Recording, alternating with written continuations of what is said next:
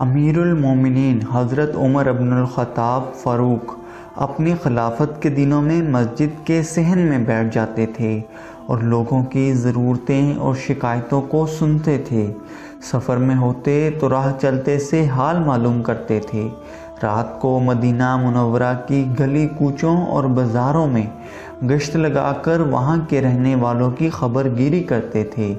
ایک رات آپ کو معمول کے مطابق حضرت ابن عباس کو ساتھ لیے مدینہ منورہ کی گلیوں کا گشت لگا رہے تھے۔ رات کافی ہو چکی تھی، مکانوں اور خیموں کی روشنیاں گل ہو چکی تھیں۔ مدینہ منورہ کے باشندے گہری نیند سو رہے تھے، مگر ایک پھٹے پرانے خیمے میں ایک چراغ ابھی بھی ٹمٹما رہا تھا اور دو عورتوں کی باتیں کرنے کی آواز آ رہی تھی۔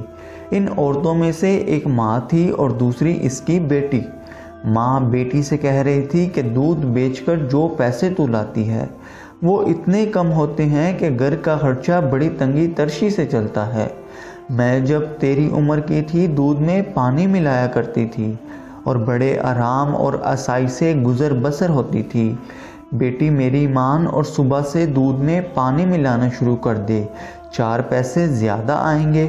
4 پیسے زیادہ آئیں گے تو گھر کی حالت تو سدھرے گی۔ توبہ توبہ اماں کیسی باتیں کرتی ہو، بیٹی ماں کو ٹوکتے ہوئے بولی۔ پھر اس نے سمجھانے کے انداز میں کہنا شروع کیا، اماں جب تم دودھ میں ملاوٹ کرتی تھی تب تم مسلمان نہیں تھی، الحمدللہ اب ہم مسلمان ہیں، لہٰذا ہم اب دودھ میں پانی نہیں ملا سکتے۔ ماں بولی کہ آخر اس میں حرج ہی کیا ہے، دودھ میں پانی ملانے سے کون سی اسلام پر آنچ آتی ہے؟ اماں کیا ہو گیا ہے تمہیں؟ کیا تم بھول گئی ہو ہمارے خلیفہ حضرت عمر کی ہدایت ہے کہ دودھ میں پانی قطعی نہ ملایا جائے؟ بیٹی نے ذرا سخت لہجے میں کہا۔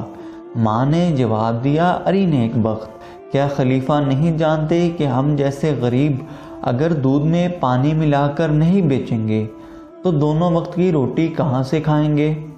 اماں میری، اس طرح حاصل کی ہوئی روٹی حلال رزق نہیں۔ میں مسلمان ہوں اور کوئی ایسا کام نہیں کروں گی جو کہ خلیفہ کی ہدایت کے خلاف ہو اور اسلامی تعلیمات کے منافی ہو۔ بیٹی نے اپنا فیصلہ سنا دیا۔ پگلی کہیں کہ یہاں کون سے خلیفہ بیٹھے، ہمیں دیکھ رہے ہیں، انہیں تو کانوں کان خبر نہیں ہوگی۔ اب تم سو جاؤ، صبح سویرے میں دودھ میں پانی ملاؤں گی۔ ماں نے فیصلہ کن انداز میں بیٹی کو سمجھایا۔ بیٹی تڑپ کر کہنے لگی، نہ اماں نہ، خلیفہ نہیں دیکھ رہے تو کیا ہوا، اللہ تو دیکھ رہا ہے نا۔ اس کے بعد خیمے میں خاموشی چھا گئی، چراغ بجھا دیا گیا، بیٹی بستر پر لیٹ گئی۔ صبح ہوتے ہی حضرت عمر نے اس لڑکی کے ہاں ایک شخص کو دودھ خریدنے کے لیے بھیجا۔ دودھ کا معائنہ کیا، دودھ خالص تھا، اس میں پانی کی ملاوٹ قطعی نہیں تھی۔ حضرت عمر نے اپنے رات کے ساتھی حضرت ابن عباس سے دریافت کیا کہ ایسی نیک بخت اور اللہ سے ڈرنے والی مسلمان کے لیے کیا انعام ہونا چاہیے؟ حضرت ابن عباس نے رائے دی کہ اسے کم از کم 1000 درہم انعام میں دیے جائیں۔ حضرت عمر نے حضرت ابن عباس کو مخاطب کرتے ہوئے فرمایا کہ ایسی نیک خصلت اور پاک لڑکی کی سیرت اور ایمانداری کو سکوں میں نہیں تولا جا سکتا۔ میں تو اس لڑکی کو ایسا انعام دینا چاہتا ہوں جو اس کے شایان شان ہو۔ ماں اور بیٹی کو دربار خلافت میں طلب کیا گیا۔ رات کا واقعہ دہرایا گیا۔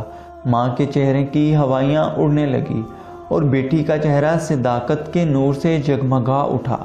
حضرت عمر نے لڑکی کو مخاطب کرتے ہوئے کہا کہ اسلام کو تم جیسی بیٹیوں کی ضرورت ہے۔ مسلمانوں کا خلیفہ ہونے کی حیثیت سے میری خواہش ہے کہ میں تمہیں اپنی بیٹی بنا لوں۔